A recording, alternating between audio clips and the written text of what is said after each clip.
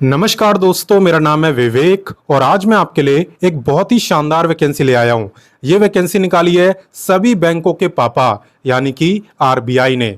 जी हां, reserve bank of India की तरफ से यहाँ पे परमानेंट ऑफिसर लेवल की वैकेंसी निकाली है।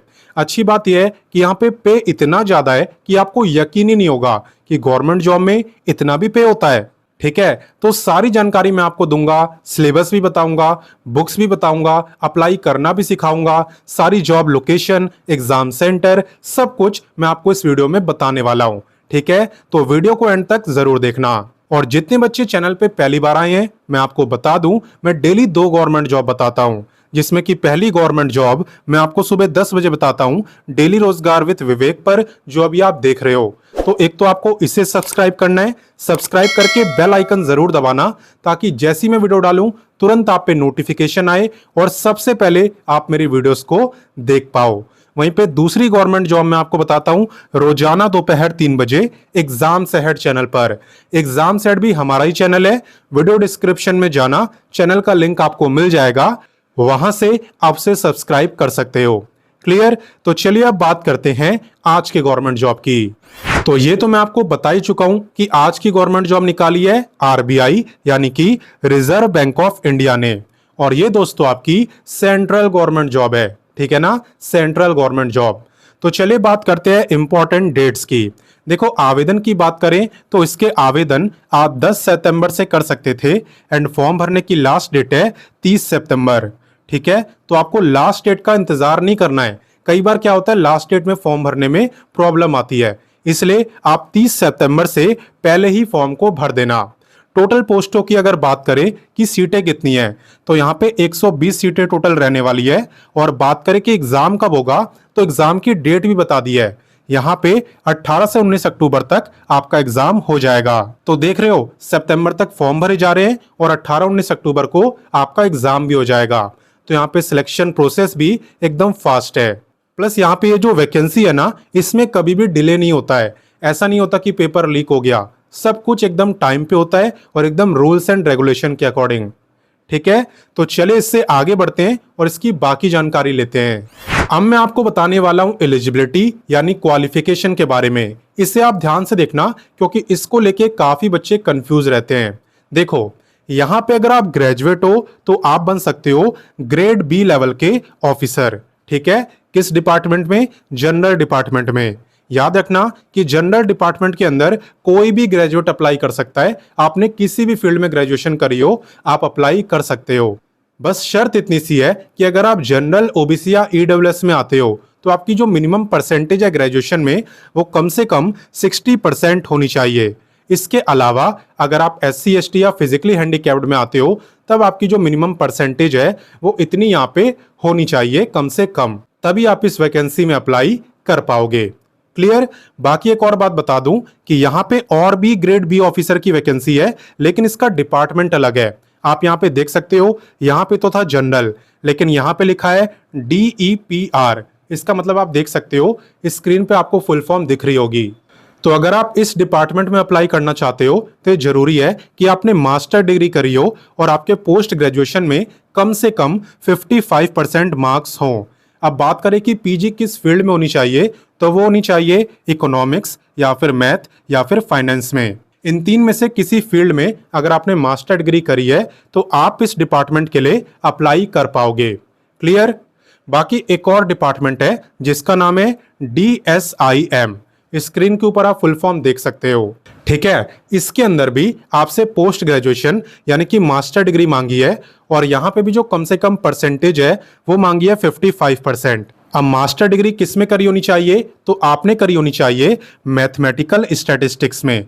तो ही आप यहाँ पे इस डिपार्टमेंट के अंदर ग्रेड बी लेवल के ऑफिसर बन सकते हो। और बाकी ये मैं आपको बता चुका हूं, सबसे सिंपल जनरल वालों का है, इसमें कोई भी ग्रेजुएट अप्लाई कर सकता है, कोई मास्टर डिग्री नहीं चाहिए।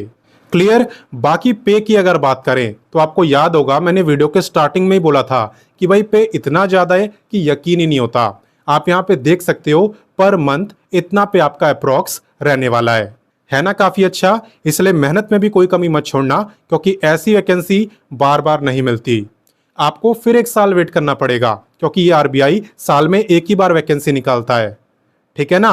तो चलिए इससे आगे बढ़ते हैं और बाकी जानकारी लेते हैं। अब मैं आपको बताने वाला हूं एज लिमिट के बारे में। ध्यान देना कि एज आपकी काउंट कब से हो रही है। देखो एज आपकी काउंट हो रही है 1/9/2025 यानी कि 1 सितंबर से।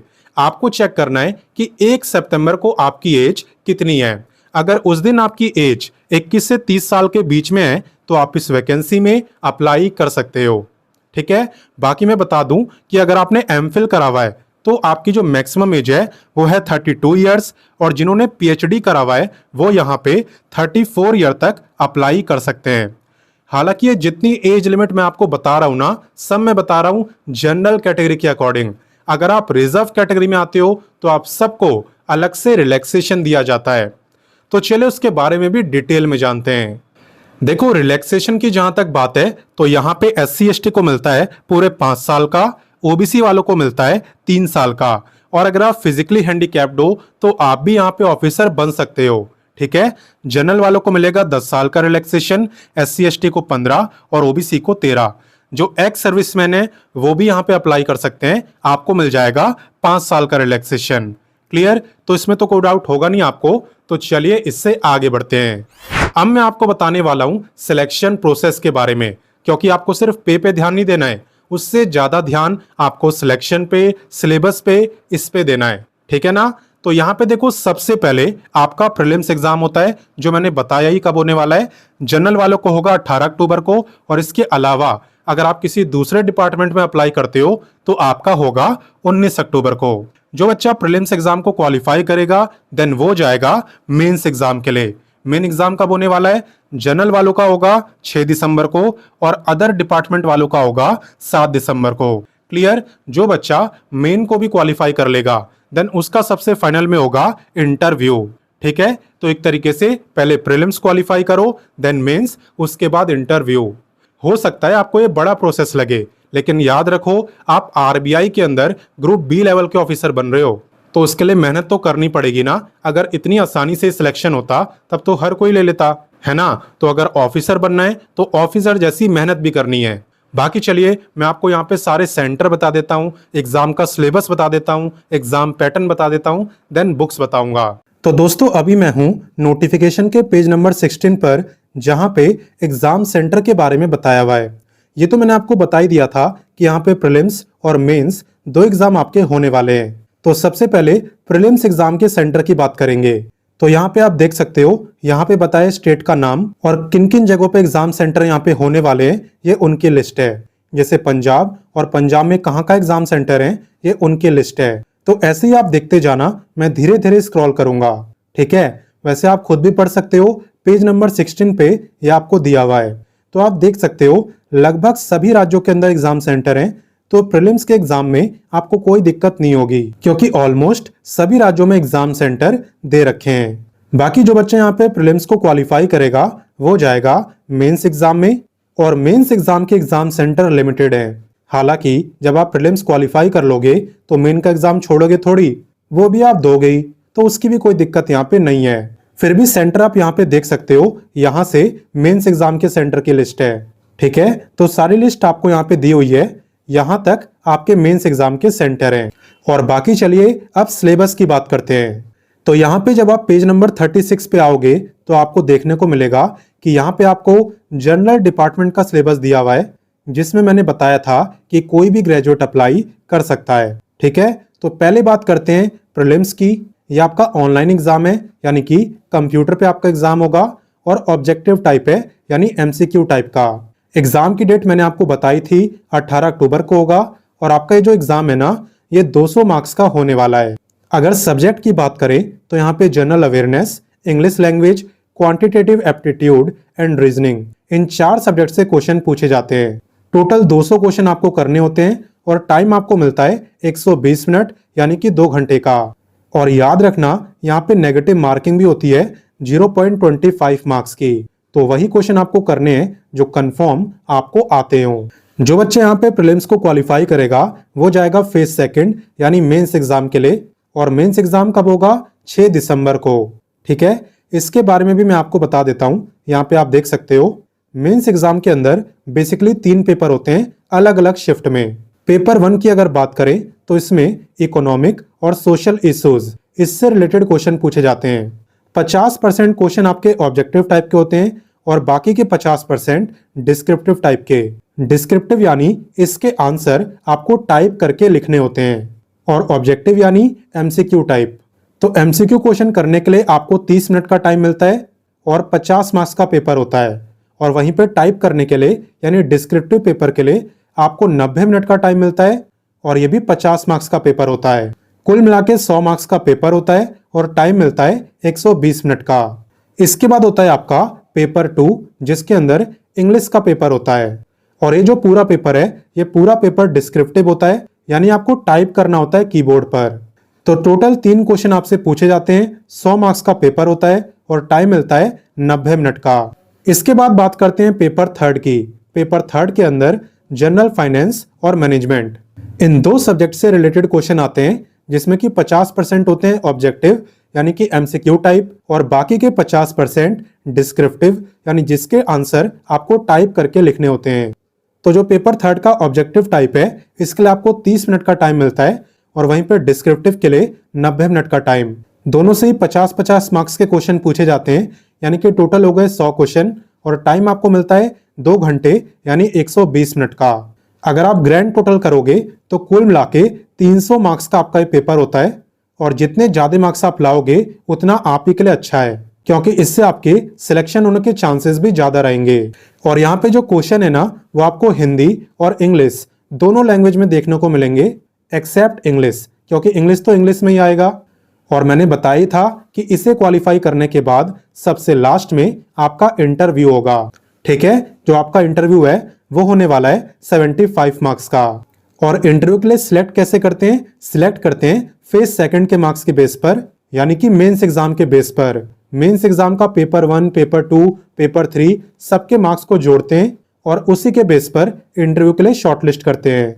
और बाकी अभी तो मैंने आपको एग्जाम पैटर्न बताया है। अगर आपको सिलेबस जानना हो तो आप पेज नंबर 34 पे आना। यहाँ पे आप देखना आपको सब्जेक्ट वाइज सिलेबस भी दिया हुआ है। जैसे कि यहाँ पे इकोनॉमिक और सोशल इश्यूज में कौन कौन से टॉपिक्स आपको पढ़ने हैं वो बताया हुआ है। देखो, growth and development, Indian economy, globalisation, social structure in India. तो ऐसे ही आप देख सकते हो पूरा सिलेबस आपको देखने को मिल जाएगा। इंग्लिश राइटिंग स्किल्स में क्या है, जनरल फाइनेंस एंड मैनेजमेंट में क्या पढ़ना है, सब कुछ यहाँ पे आपको दिया हुआ है।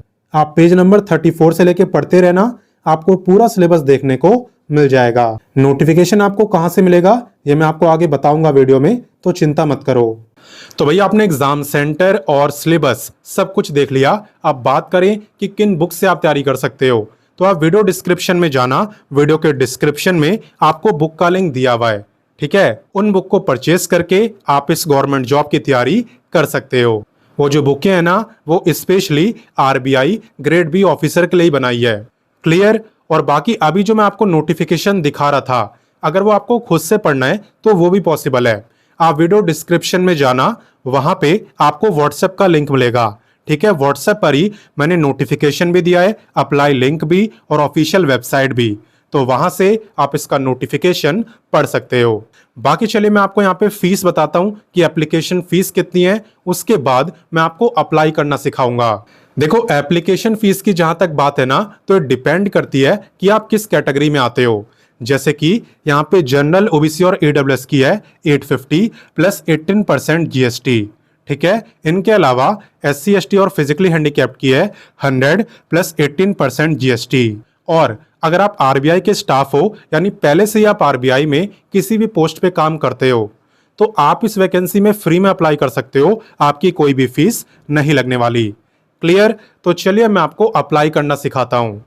तो अगेन मैं आपसे यही कहूंगा, आप वीडियो डिस्क्रिप्शन में जाना, वहां पे आपको व्हाट्सएप का लिंक मिलेगा, आपको उस व्हाट्सएप से जुड़ जाना है। वहां पे आप देखना आपको अप्लाई का लिंक दिया है। ठीक है, अप्लाई लिंक पे आप क्लिक करना और आपका जो पहला काम है ना वो है रजिस्ट्रेशन करने का। तो उम्मीद करता हूं ये वैकेंसी आपको काफी पसंद आई होगी और साथ में मेरे समझाने का तरीका भी। तो अब ये आपका फर्ज है, ये आपकी जिम्मेदारी है कि आप इस वीडियो को सबके साथ शेयर करें, अपने दोस्तों के साथ, भाई बहनों के साथ, ताकि वो भी इस मौके का फायदा उठाएं और वो भी ऑफिसर बनने की तैयारी करना स्टार्ट कर दें। बाकी चलिए मैं मिलता हूं आपसे नेक्स्ट वीडियो में एक नई गवर्नमेंट जॉब के साथ, और तब तक के लिए जय हिंद, वंदे मातरम।